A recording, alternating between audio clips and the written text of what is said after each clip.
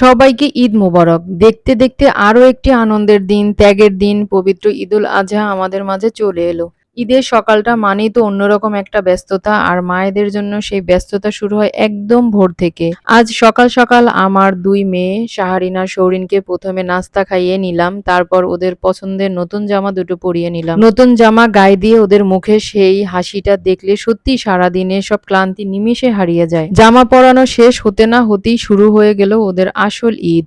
ওদের বাবা ওদের জন্য কিছু কসমেটিক্স কিনে এনেছিল। তার মধ্যে ছিল নেল এক্সটেনশন, মানে ওই যে ফলস নখগুলো থাকে না সেগুলো। বিশ্বাস করবেন কিনা জানি না, আমি নিজে এই বয়সে এসেও কখনো নখ লাগাইনি। অথচ আমার এই ২ পিচ্ছি এখনই নখ লাগানো শুরু করে দিয়েছে।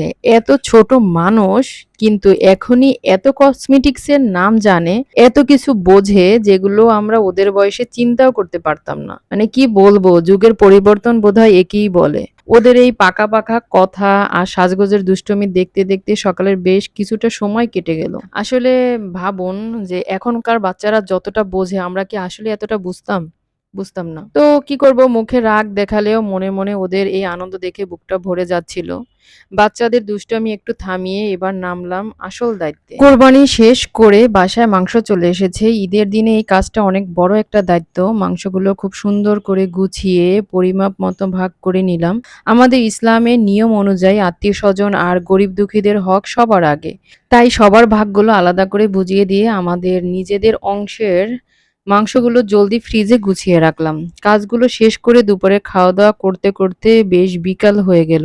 সত্যি বলতে সকাল থেকে একটানা দৌড়াদৌড়ির পর শরীরটা একদম ক্লান্ত হয়ে পড়ছিল। ভাবলাম বিছানায় পিঠটা ঠেকিয়ে একটু বিশ্রাম নেই। কিন্তু মায়ের কপালে কি আর অত সহজে বিশ্রাম জোটে? আমি ক্লান্তিতে চোখ বুজছি আর ওদিকে ২ বোনের লাফালাফি শুরু হয়ে গেছে। ওদের এক কথা, আম্মু বাহিরে চলো, বাহিরে চলো। বাচ্চারা তো আর মা-বাবার ক্লান্তি বোঝে না। আর বুঝবে কিভাবে? কারণ ছোট মানুষ। আমি আশা রাখি ওরা বড় হলে অবশ্যই বুঝবে। তো এইজন্য ওদেরকে আসলে সময় দেওয়াটাই উচিত। তাই করছি। তো ওরা বাহিরে ঘোরাঘুরিটা ভীষণ পছন্দ করে। কারণ মনে করে আজকে ঈদ মানে বাইরে ঘোরাঘুরি করব। শেষমেশ ওদের জেদের কাছে হার মানতেই হলো। নিরুপায় হয়ে সেই রাত ১০ টায় ওদের নিয়ে বের হলাম। যে আমার কোলাহল পেরিয়ে ফাঁকা রাস্তায় যখন রিকশায় করে একটু ঘুরে আসলাম, ওদের মুখে সেই চওড়া হাসিটা দেখে মনে হলো মায়ের সব ক্লান্তি এক মুহূর্তেই সার্থক। আজ ছিল পবিত্র জুম্মার দিন। আমরা সবাই মিলে জুমার নামাজ পড়তে গিয়েছিলাম মসজিদে। আল্লাহর দরবারে শুকরিয়া আদায় করে নামাজ পড়ে যখন ফিরছিলাম, মনটা এক অদ্ভুত শান্তিতে ভরেছিল। আসার পথে দেখলাম দারুণ সিজনাল ফল, আর আমার ভীষণ পছন্দের ফল সেটা হলো জাম। লোভ সামলাতে না পেরে বেশ কিছু জাম কিনলাম, আর বাসায় কাঁচামরিচ ছিল না বিধায় কাঁচামরিচও কিনলাম। আজকের দিনটা সত্যি খুব ভালো ছিল, আলহামদুলিল্লাহ। ঠিক আছে, আমাদের ঈদের দিনটা তো এভাবেই কাটলো। আপনাদের দিন কেমন কাটলো কমেন্ট করে কিন্তু অবশ্যই জানাবেন। সবাই ভালো থাকবেন, সুস্থ থাকবেন। আল্লাহ হাফেজ। দেখা হবে অন্য কোনো ভিডিওতে।